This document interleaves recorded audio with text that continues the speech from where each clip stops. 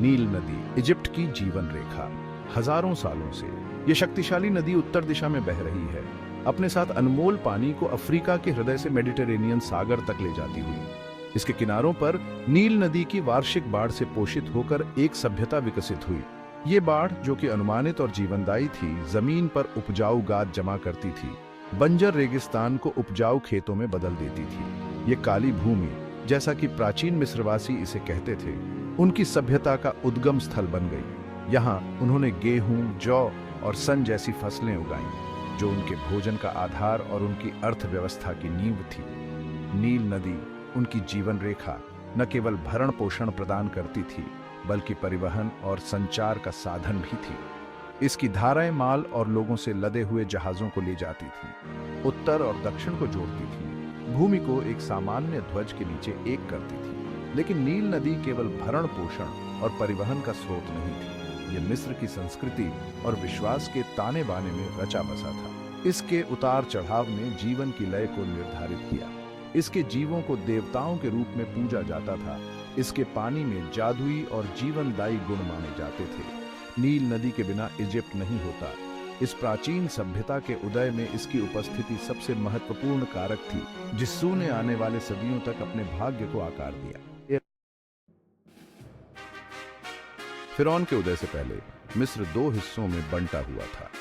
दो राज्य, ऊपरी और निचला मिस्र, अलग अलग संस्थाओं के रूप में मौजूद थे। प्रत्येक के अपने शासक और रीति रिवाज थे। डेल्टा के दक्षिण में नील नदी की घाटी को शामिल करते हुए ऊपरी मिस्र का प्रतिनिधित्व श्वेत मुकुट द्वारा किया जाता था। निचला मिस्र, उपजाऊ डेल्टा क्षेत्र जहां नील नदी समुद्र तक पहुंचने से पहले फैलती है, लाल मुकुट का प्रतीक था। फिर लगभग 3100 ईसा पूर्व में मैनेस नामक एक राजा दक्षिण से उभरा, जिसने अपने शासन में दोनों राज्यों को एक कर दिया। इस महत्वपूर्ण घटना ने प्रारंभिक राजवंशीय काल की शुरुआत को चिह्नित किया, जो महान राजनीतिक और सांस्कृतिक एकीकरण का समय था। मैनेस ने संयुक्त श्वेत और लाल मुकुट, मिस्र के दोहरे मुकुट को धारण करके ऊपरी और निचले मिस्र के जंक्शन पर रणनीतिक रूप से स्थित मेम्फिस में अपनी राजधानी स्थापित की। यह एकीकरण केवल एक राजनीतिक कार्य नहीं था, इसके गहरे सांस्कृतिक और धार्मिक निहितार्थ थे। ऊपरी और निचले मिस्र के देवताओं का विलय कर दिया गया, उनके गुणों को मिला दिया गया, एक एकीकृत देवताओं का समूह बनाया गया, जो नई राजनीतिक वास्तविकता को दर्शाता था। विजय की कसौटी पर गिरी गई और साझा मान्यताओं और एक सामान्य भाषा द्वारा प्रबलित एकता की यह भावना मिस्र की सभ्यता की एक परिभाषित विशेषता बन जाएगी। मैनेस के नेतृत्व में एकीकरण ने मानव इतिहास में सबसे स्थायी और प्रभावशाली सभ्यताओं में से एक के उदय की नींव रखी।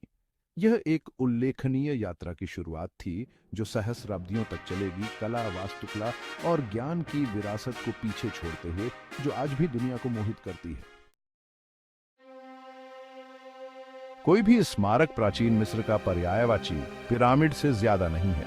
ये विशाल संरचनाएं रेगिस्तानी रेत से ऊपर उठती हुई फिरौन की शक्ति और महत्वाकांक्षा के शाश्वत प्रमाण के रूप में खड़ी है। ये केवल मकबरे नहीं है, बल्कि शाही अधिकार के शक्तिशाली प्रतीक हैं, धार्मिक विश्वास की अभिव्यक्ति है और इंजीनियरिंग के चमत्कार हैं। सक्कारा में जोसर के स्टेप पिरामिड जैसे शुरुआती पिरामिड सीढ़ीदार संरचनाएं थीं, जो पहले के मस्तबा से विकसित हुई थीं, जो सपाट छतों वाले आयताकार मकबरे थे।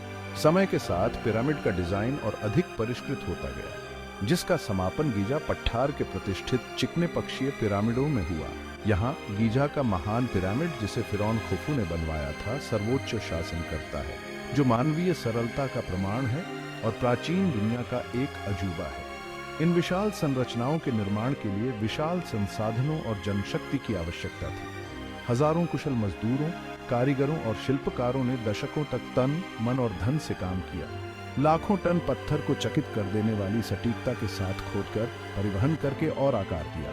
पिरामिड न केवल इंजीनियरिंग के कारनामे थे, बल्कि गहरी धार्मिक मान्यताओं की अभिव्यक्ति भी थे। मिस्रवासी बाद के जीवन में विश्वास करते थे और पिरामिड को अगली दुनिया के प्रवेश द्वार के रूप में देखा जाता था, जो अनंत काल में फिरौन के सुरक्षित मार्ग को सुनिश्चित करते थे।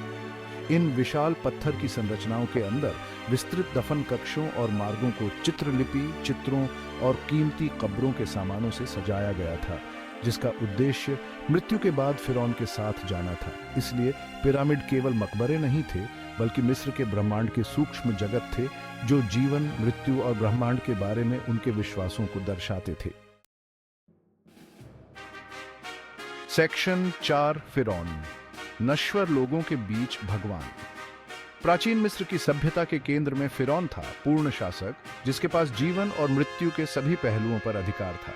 सिर्फ एक राजा से कहीं बढ़कर फिरौन को एक ईश्वर राजा माना जाता था, देवताओं और मानवता के बीच एक दिव्य मध्यस्थ। माना जाता था कि वह होरस का अवतार था, जो राजाओं का बाज देवता था और सूर्य देवता रा का जीवित पुत्र था। फिरौन की शक्ति असीम थी। वह सेनाओं को आदेश देता था, कानून बनाता था, अर्थव्यवस्था को नियंत्रित करता था और माथ को बनाए रखने के लिए जिम्मेदार था। ब्रह्मांडीय व्यवस्था जिसने राज्य की स्थिरता और समृद्धि सुनिश्चित की। वह हर मंदिर का महायाजक था, अनुष्ठान करता था और देवताओं को प्रसन्न करने के लिए प्रसाद चढ़ाता था और भूमि की उर्वरता और अपने लोगों की भलाई सुनिश्चित करता था। फिरौन का जीवन अपार शक्ति और जिम्मेदारी से भरा होता था, जो परंपरा और अनुष्ठान से बंधा होता था। उनसे एक बुद्धिमान और न्यायप्रिय शासक होने की उम्मीद की जाती थी, जो मात को कायम रखता था और अपने राज्य की समृद्धि सुनिश्चित करता था। मृत्यु के बाद वह स्वर्ग से मिस्र पर शासन करना जारी रखते हुए बाद के जीवन में देवताओं में शामिल हो जाता। फिरौन की छवि अनगिनत मूर्तियों, राहतों और चित्रों में दर्शाई गई है, पूरे देश में सर्वव्यापी थी, जो उनके दिव्य अधिकार और मिस्र के समाज में उनकी निभाई गई केंद्रीय भूमिका की निरंतर याद दिलाती है। उसका वचन ही कानून था, उसकी शक्ति असीम थी, उसकी विरासत खुद मिस्र के भाग्य के साथ जुड़ी हुई थी।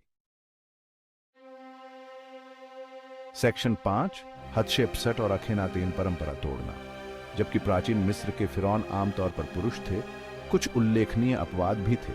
ऐसा ही एक अपवाद था हतशेपसट, 18वें राजवंश की एक महिला फिरौन, जिसने 15वीं शताब्दी ईसा पूर्व में 2 दशकों से अधिक समय तक शासन किया। हतशेपसट शुरू में अपने युवा सौतेले बेटे थुटमोस तृतीय के लिए रीजेंट के रूप में सेवा कर रही थी। अंततः उसू ने पूरी तरह से फिरौन की शक्ति संभाल ली, मूर्तियों और राहतों में खुद को एक पुरुष राजा के रूप में चित्रित किया।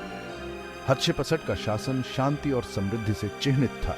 उसू ने महत्वाकांक्षी निर्माण परियोजनाएं शुरू की, जिसमें दीर एल बहरी में उसका शानदार मुर्दाघर मंदिर भी शामिल था, और पंट की भूमि, शायद आधुनिक सोमालिया, के लिए सफल व्यापारिक अभियान भेजे, विदेशी सामान वापस लाए और राज्य को समृद्ध किया। उसका शासन उसके राजनीतिक कौशल और नेतृत्व का प्रमाण है, जो प्राचीन मिस्र के समाज में पारंपरिक लिंग भूमिकाओं को चुनौती देता है। परंपरा को तोड़ने वाला एक और फिरौन अखेनातेन था, जिसने 14वीं शताब्दी ईसा पूर्व में शासन किया था।